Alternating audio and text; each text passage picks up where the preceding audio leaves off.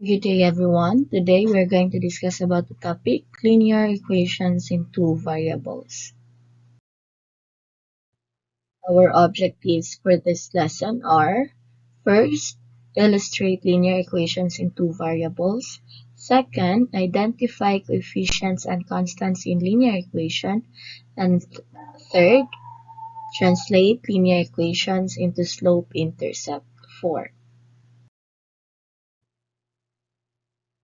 Linear equations in two variables.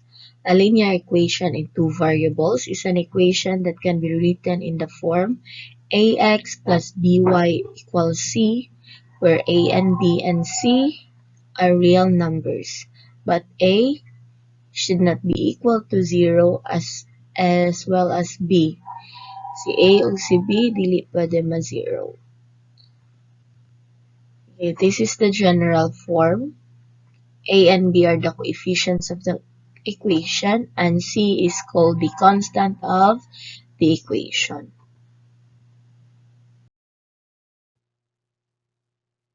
Now let's have an activity.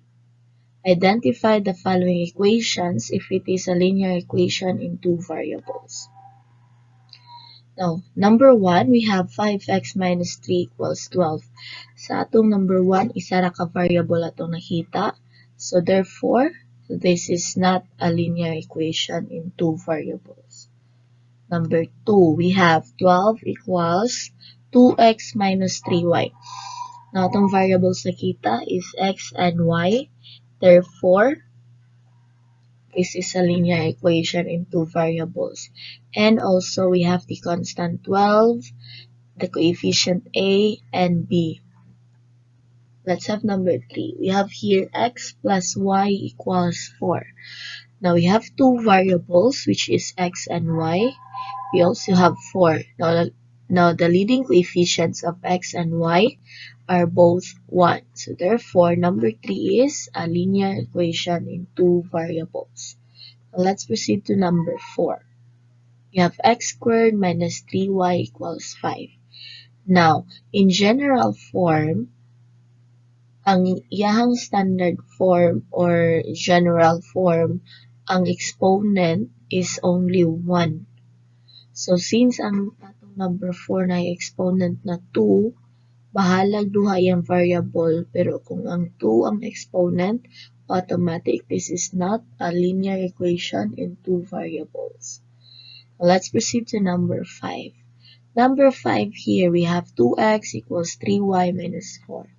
Since naatay duha ka variable, which is x and y, naatay leading coefficients, and we have a constant which is 4, therefore, this is a linear equation in two variables. Now let's proceed to number 6. We have 10 minus x equals y. So natay duha ka variable which is x and y, and naputay constant na 10, and the coefficients sa x and y are both 1, the exponents are also 1. So therefore, this is a linear equation in two variables. Now let's have another activity. Fill out the table. Identify the coefficients of the equation and its constant. Now this is the table.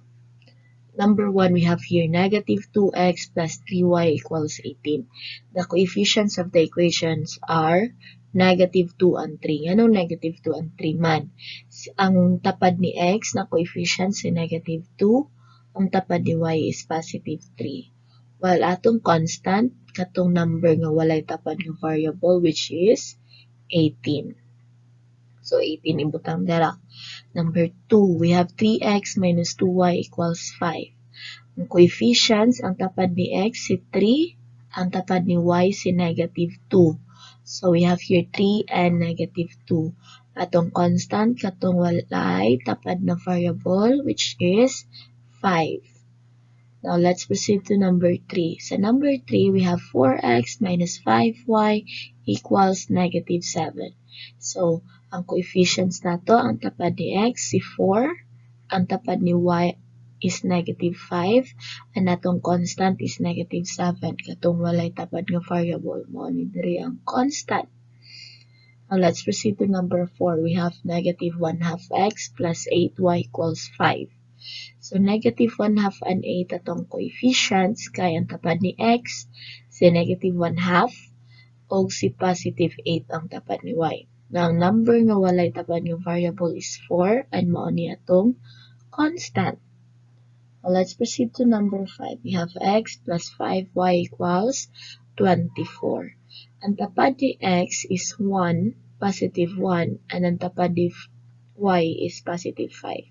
Si 1 o si 5 mao tong coefficients of the equation, and ang number nga walay tapad na variable is 24, and that is our constant. Now let's discuss slope-intercept form.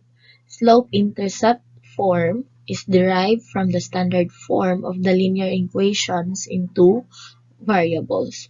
In symbols, that is, this is a standard form of linear equations in two variables. You have ax plus by plus c, diba?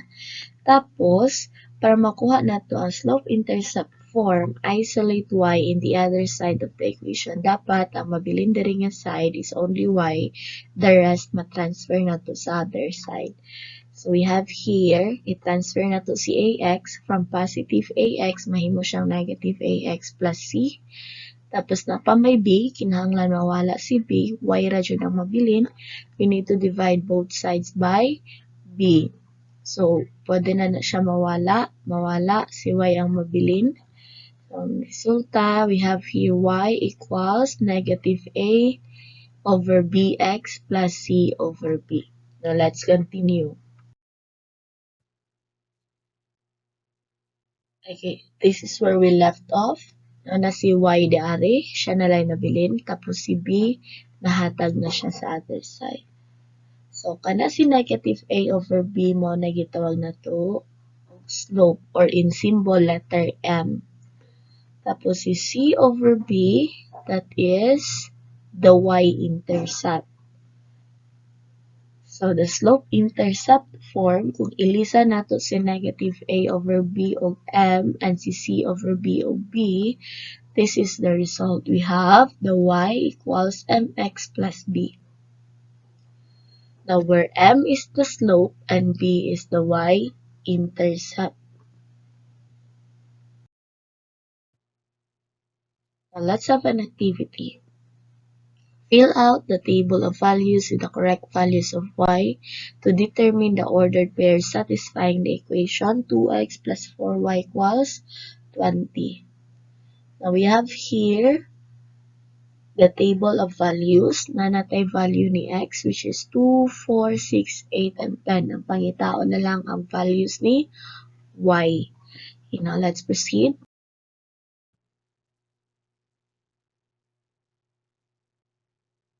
So we have here the equation 2x plus 4y equals 20. Mo niya itong table of values.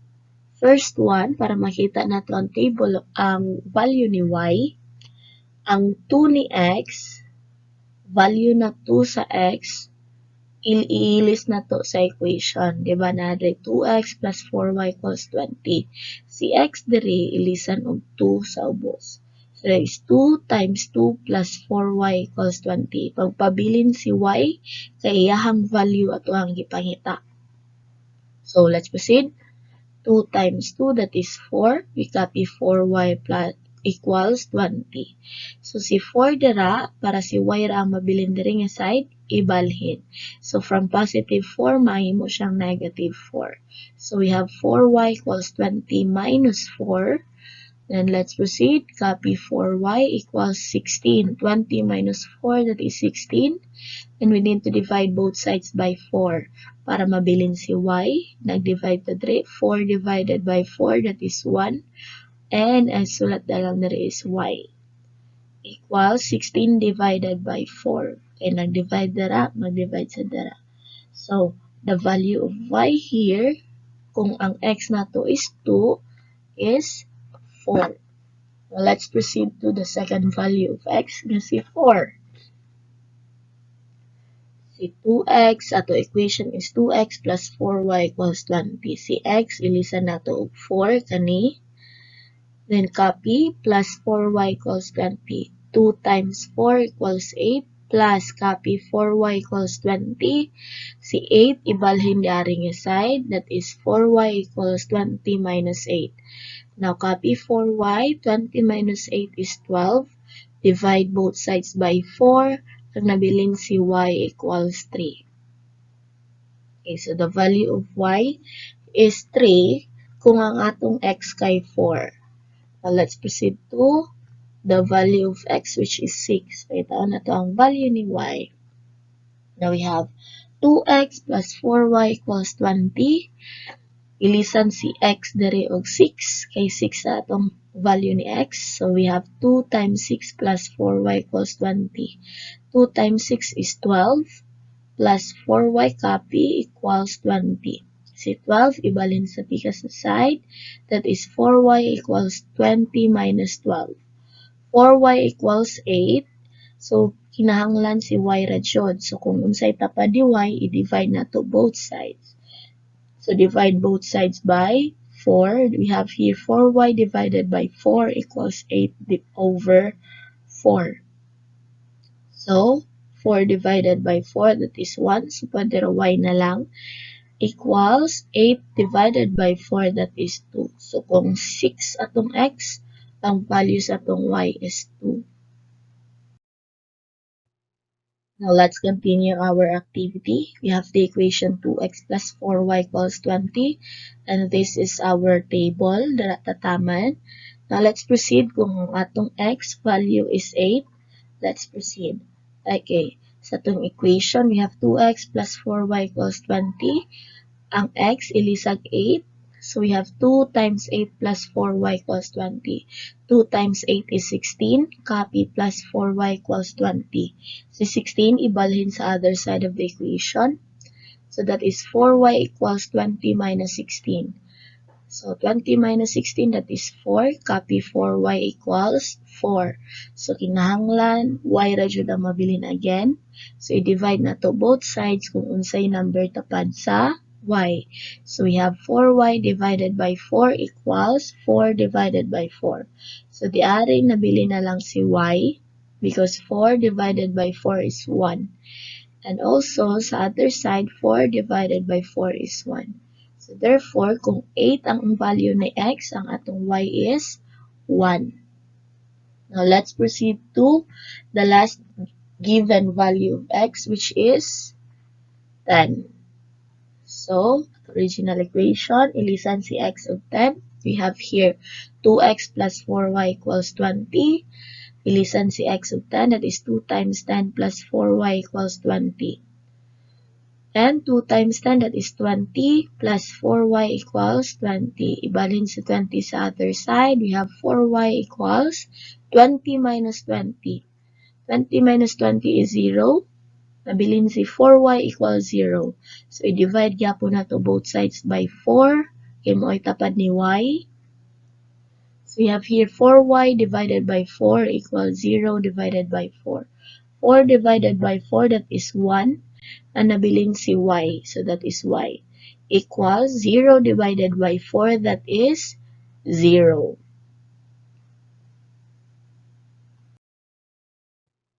Now, let's continue. Since ang atong table of values kompleto na, nanata, wala na yung blank, let's write it in ordered pair form. Ano itong ordered pair, x and y. So, dere, that is 2 and 4. And dere sa sunod, that is 4 and 3. Next is 6 and 2. Next is 8 and 1. And 10 and 0. Kaning limaw, 2 and 4, 4 and 3, 6 and 2, 8 and 1, and 10 and 0, they are called the ordered pairs of the equation 2x plus 4y equals 20. Pero kinahanglan natong i-check kung kinsay sakto nga ordered pair or the solution. Now let's start with solution. The solution, that is an ordered pair that makes a true mathematical statement of the equation. So, ang ordered pairs of the equation 2x plus 4y equals 20 are this one, si 2 and 4, 4 and 3, 6 and 2, 8 and 1, 10 and 0. So, sa checking, if mag-checking ka, si x ilisan og 2, si 4 ilisan, si y ilisan og 4. So, that becomes 2 times 2 plus 4 times 4 equals 20. That is 4 plus 16 equals 20. So, that is 20. 4 plus 16 is 20 equals 20. Therefore, the ordered pair 2 and 4 is a solution of 2x plus 4y equals 20. Now, let's proceed with the checking of ordered pair 4 and 3. We have here 2x plus 4y equals 20. Cx, ilisan of 4. Cy, ilisan of 3. So, that becomes 2 times 4 plus 4 times 3 equals 20. 2 times 4 equals 8. 4 times 3, that is 12. So 8 plus 12, that is 20 equals 20. Therefore, the solution for the ordered pair 4 and 3 is a solution of 2x plus 4y equals 20. Now, let's continue. Let's proceed with our checking sa ikatulong nga ordered pair, which is 6 and 2. Okay. The original equation, 2x plus 4y equals 20. Si x, ilisag 6. Si y, ilisag 2. So, we have 2 times 6 plus 4 times 2 equals 20. So, 2 times 6, that is 12, plus 4 times 2, that is 8, equals 20. 12 plus 8, that is 20, equals 20. So, therefore, 6 and 2 is a solution of 2x plus 4y equals 20. Now, let's proceed to the fourth ordered pair, which is 8 and 1. Now, from the original equation, 2x plus 4y equals 20. Si x ilisag 8, si y ilisag 1. So, we have 2 times 8 plus 4 times 1 equals 20. 2 times 8 is 16.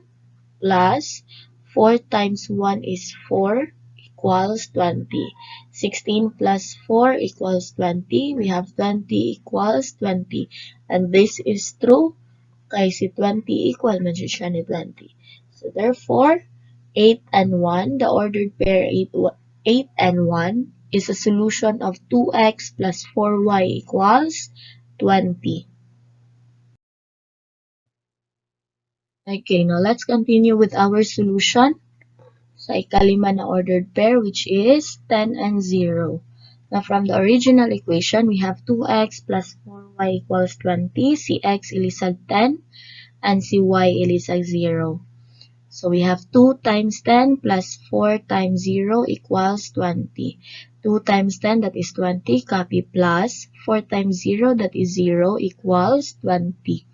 20 plus 0, that is 20. Copy equals 20. So, 20 is always equal to 20.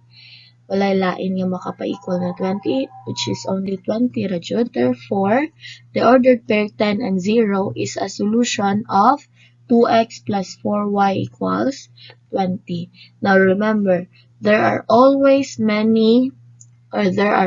infinitely many solutions to a linear equations in two variables. Pwede pa nato daghanon ang values na x for this, pero di ari example, taman lang ta nga 5 ka value ni x para makita ang 5 ka value ni y.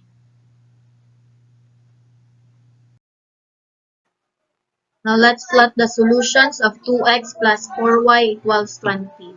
Now, the solutions of the equation 2x plus 4y equals 20 are 6 and 2, 4 and 3, 2 and 4, 8 and 1, and 10 and 0. Now, this is the Cartesian coordinate plane. Atong i-plot una si 4 and 3. This is 4 and 3. Muna si x na 4, si y na 3.